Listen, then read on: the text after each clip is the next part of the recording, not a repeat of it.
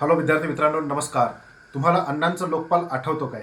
या लोकपालांना आता 7 BMW गाड्या हव्या आहेत आणि त्या 7 BMW ज्या गाड्या आहेत त्याच्या एका BMW गाडीची किंमत आहे 72 लाख रुपये. तुम्हाला माहीत असेल की 2013मध्ये अण्णा हजारे यांनी लोकपाल आपल्या देशामध्ये लागू करा म्हणून आंदोलन केलं होतं.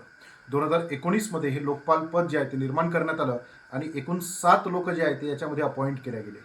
या 7 लोकांनी स्वतःसाठी 7 BMW गाड्यांचं जे टेंडर आहे ते काढलेलं आहे.